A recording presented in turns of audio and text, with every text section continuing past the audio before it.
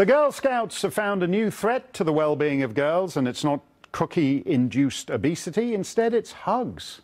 The organization is warning parents not to make their children hug or kiss family members over the holiday season. If they do, the Girl Scouts warn, they're training their daughters to be possible sexual harassment victims later in life. It's far safer, they say, to have the girls do a high five or a smile. Nell Daly is a psychotherapist. She joins us. Nell, I found this story just unutterably sad and depressing.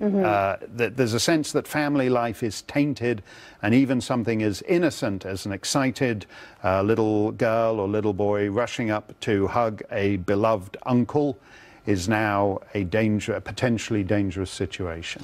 Well, I think what the Girl Scouts are saying is not that a child couldn't go up and hug a relative. They want the girl to make the decision as to whether or not they want to hug that relative, that a hug shouldn't be forced upon them, or, you know, it's generally the case where parents will say, now give Uncle Johnny or Grandma Alice a hug goodbye, and what they're asking is parents to sort of rethink that conversation. Well, that's generally because children are fairly awkward and they feel slightly discombobulated by old people, so they don't want to necessarily hug their 87-year-old granny, but the 87-year-old granny might appreciate it. Is there a danger of actually making an issue of this? I wouldn't say that the 87-year-old grandmother is the issue. What is the issue, and this is a sad fact, is that 1 in every 9 girls in the United States will be sexually assaulted or abused by the time she's 18. In 1 out of every 3 of those cases, the perpetrator is actually a family member. And so we live in a culture of denial, and that's changing now with so many women coming out about the fact that they've been sexually harassed in the workplace. So what I think the Girl Scouts are trying to do is open up the conversation as to how do we teach girls to have boundaries and families to have better boundaries around their girls. Well, you know, liberals are the great huggers. It's us up. Why conservatives don't hug? Republicans don't hug? We're supposed to be uptight, and we don't. Liberals hug trees. Liberals hug.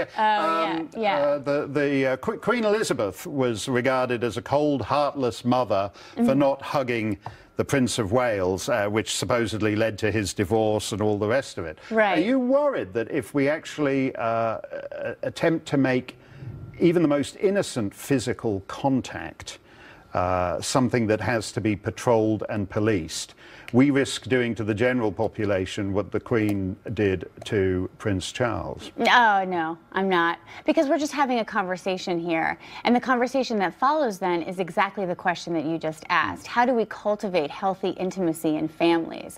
How do we cultivate appropriate touching and affection? Affection's important. It's the way we thrive. It's part of the reasons we thrive as humans. Children especially need affection. If we don't give children affection in cribs, for example, in orphanages, they don't develop correctly. So no one's suggesting that. But it used to be a universally safe gesture. You know, I've sat in traffic behind Bernie Sanders voters going 28 miles an hour with arms are for hugging bumper stickers. And it was a universally safe gesture. And now the Girl Scouts are saying arms aren't for hugging, arms are for bombing North Korea. No, actually, they're not saying that. They're simply saying in these kinds of situations where relatives are coming into a home that maybe the parents don't know what the relatives are necessarily like, maybe they haven't seen Uncle Tom in 5 years, you don't necessarily have to force your child to hug that relative. They're just saying, let's let the girls have what I would call self-agency. If a child wants to hug that adult, they're free to if the adult wants to be hugged. Okay, self-agency. Thank you. Now have a very self-agency Thanksgiving.